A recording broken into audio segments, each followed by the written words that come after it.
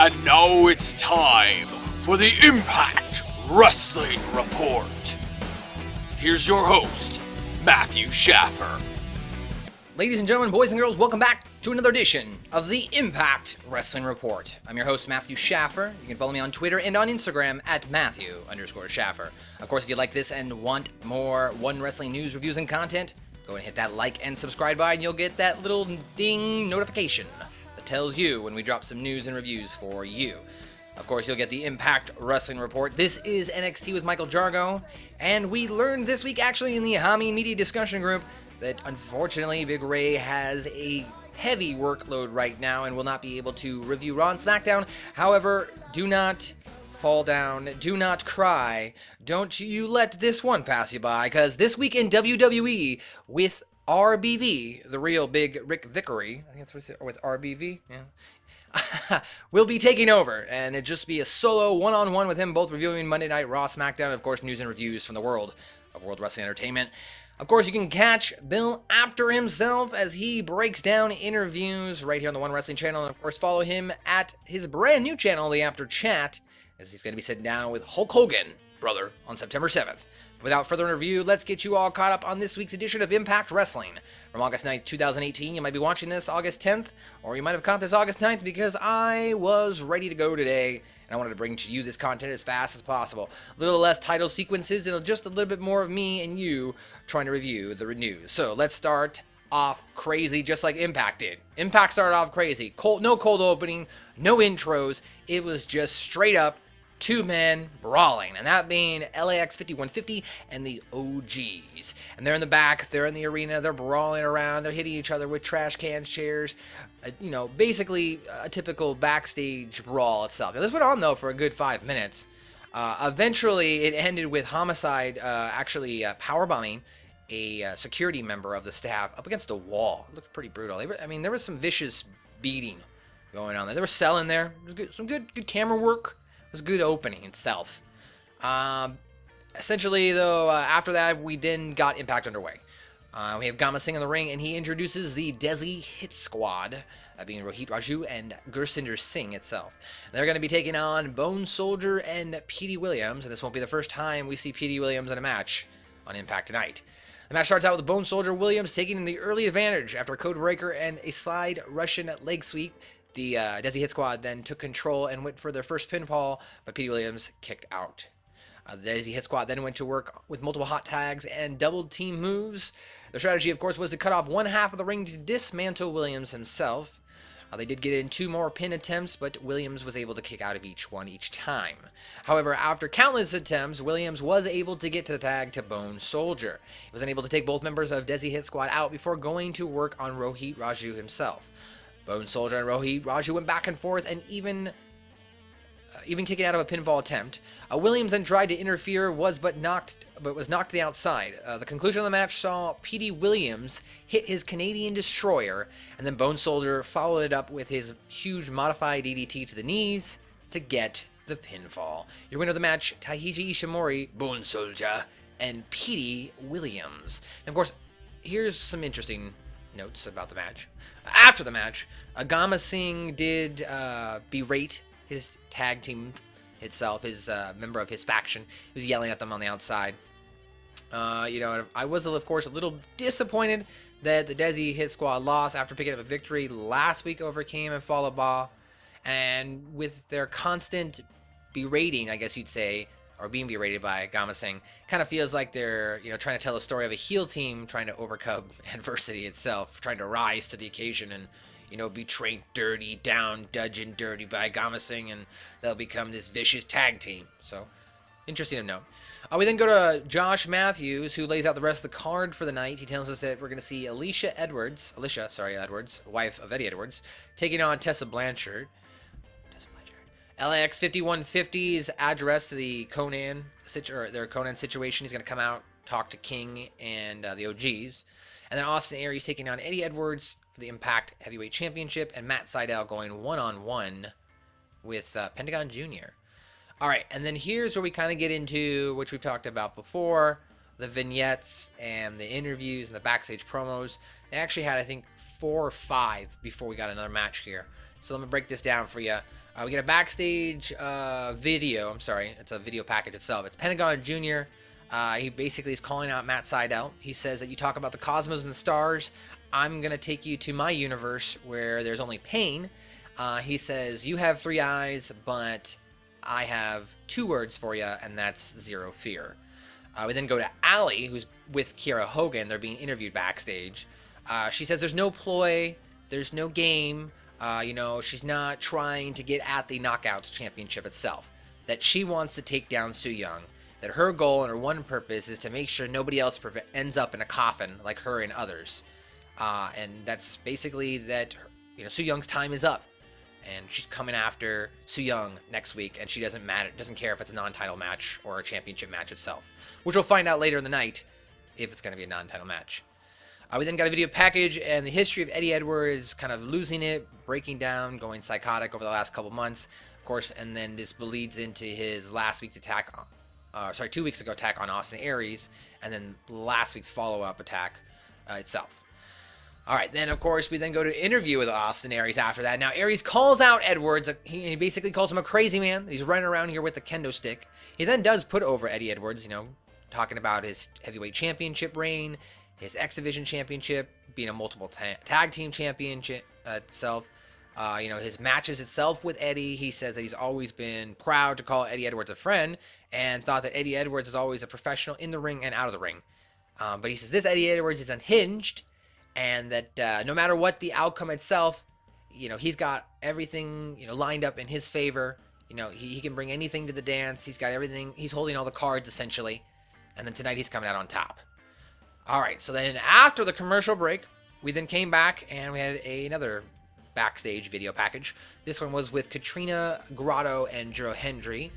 Basically, Grotto accuses Katrina and Hendry of hugging and not helping him last week, and of course him being the loser in his match. Hendry says it wasn't like that. He explained what happened was that Eli Drake was slandering him, and that made Katrina mad, so thus he followed out Katrina, and that's because he's always had his back since they were kids.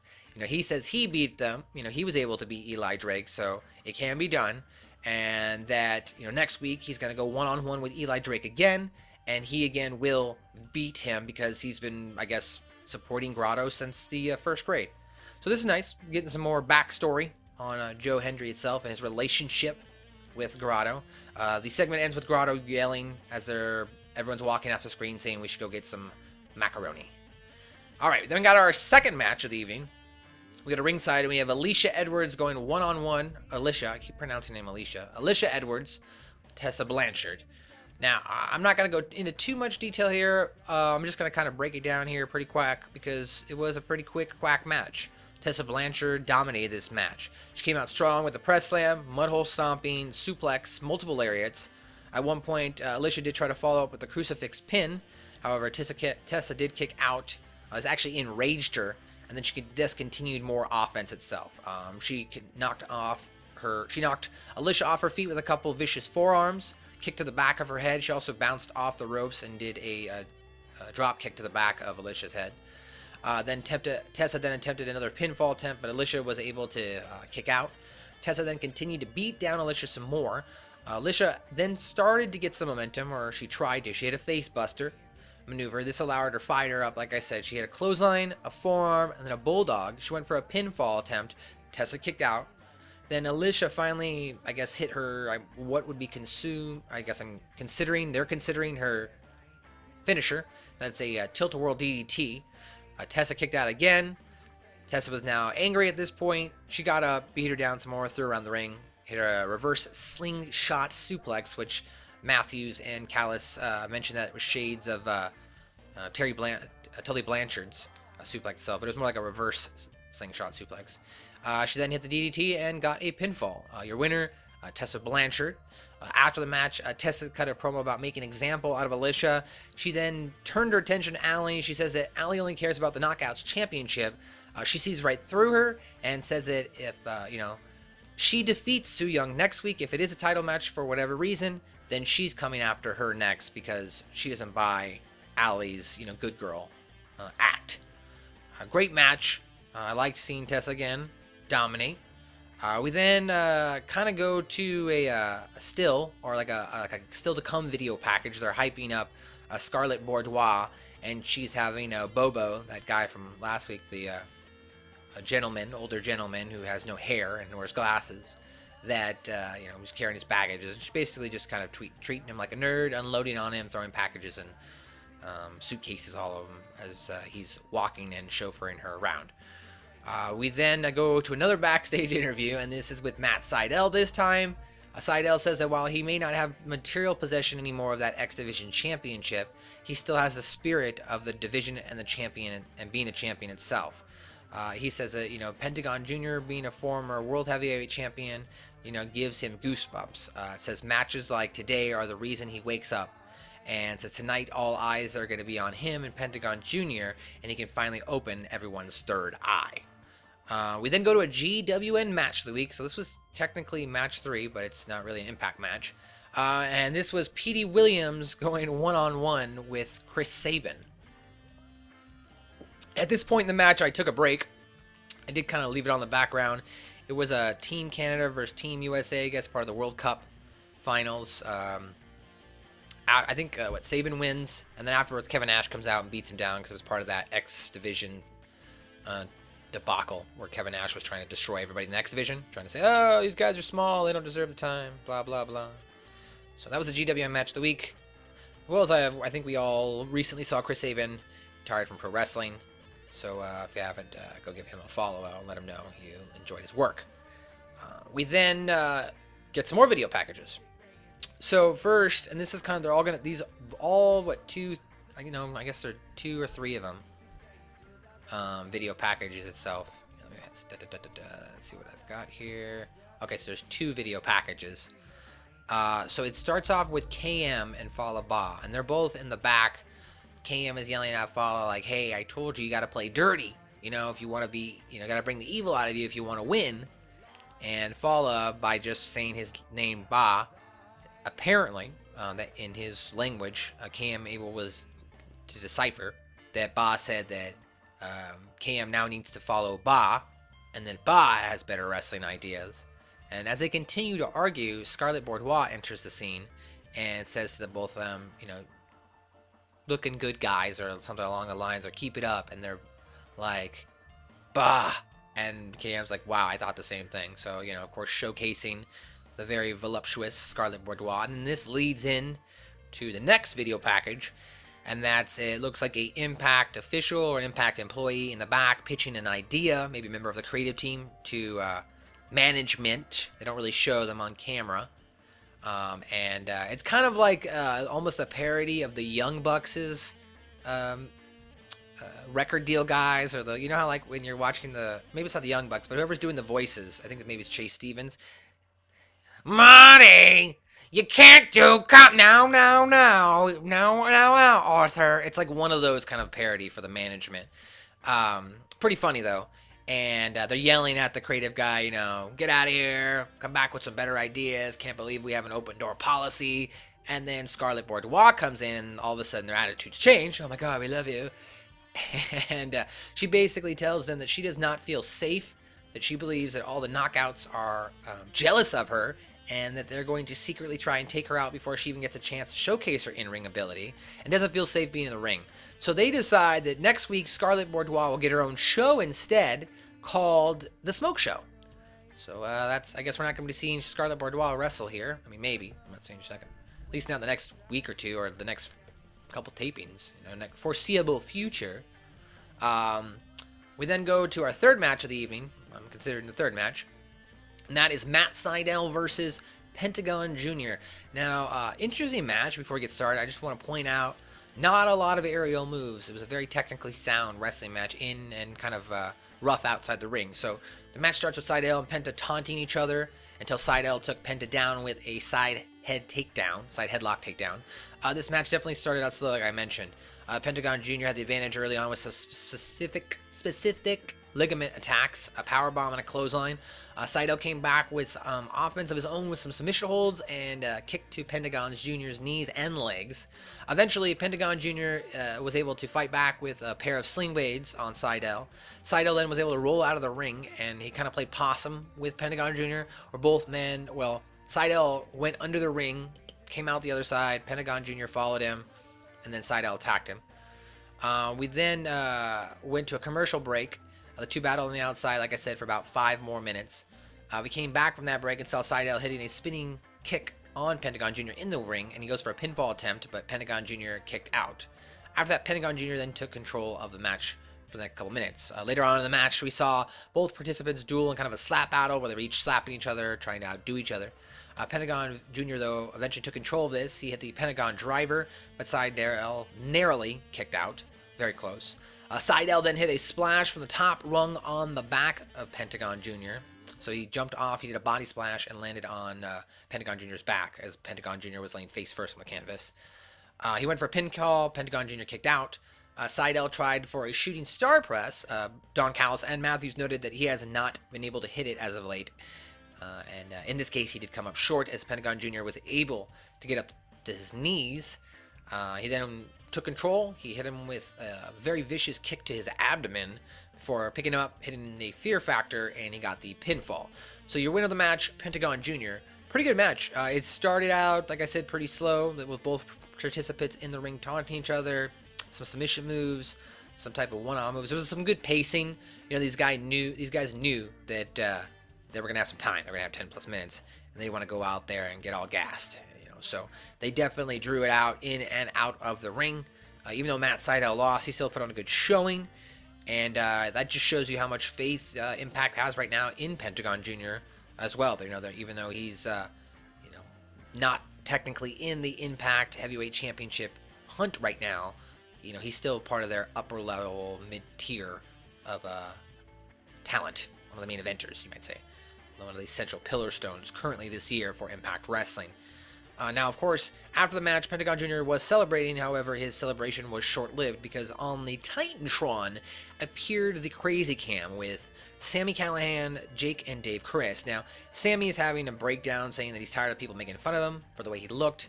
Things aren't going their way. They've been coming up short as of late, and says that they need to re-huddle together, become more of a family, for Ohio, by Ohio kind of thing. Essentially, he tells one of the Chris brothers that one of these boys are gonna have to shave their head to be one with him. So eventually, after some arguing back and forth, it's actually decided that Jake was gonna, he agrees to shave his head. He's like, fine, I'll do it. But then Sami says, no, Jake, you're gonna shave Dave's head. So Dave gets his head shaved. And that's how it ends. With at least that's how that match ends and that segment ends. A little weird. I hope we don't see all 3 of these men now have their head shaved. Not because I'm going to jump to any conclusions in the thought process of what Impact's writing, but the internet might have their own ideas.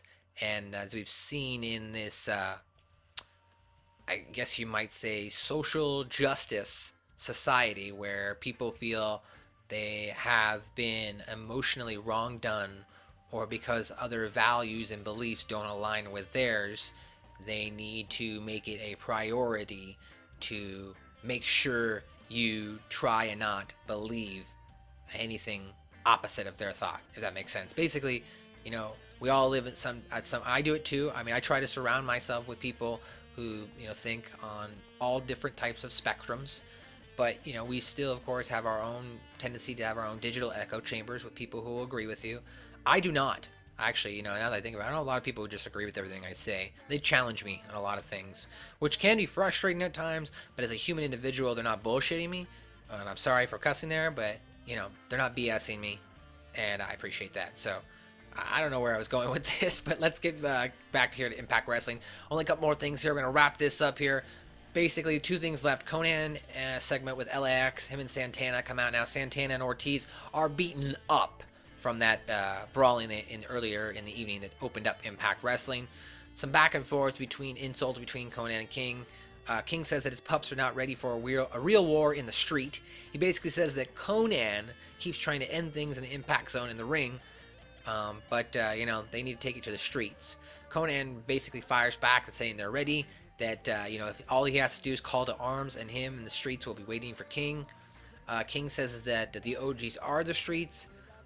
Conan says you can't stop the revolution.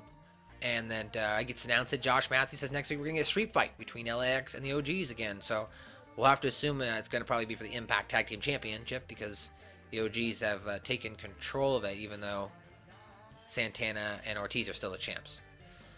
We then got some breakdown images. They're basically hyping up next week's show, which is great. Impact already telling you before going into the main event itself what's going to happen. They announced that Su Yung will take on Ali next week in a non-title match. We then go to Jimmy Jacobs, and he basically says that you know, he tried to come out and tell Johnny Impact last week that, you know, you don't want to mess with Congo Kong. You know, he tried to warn him to stay away, to not, you know, end up in the darkness, to end up hurt. Johnny slapped him, took him out. So now next week, you know, he's going to get the monster. He's done playing Peacekeeper. He says, though, be careful, I am the monster. So it kind of alludes to the fact that maybe we're going to get Jimmy Jacobs actually versus Johnny Impact next week before we actually get Johnny Impact going one-on-one with Congo Kong rematch. All right, we go to our final match.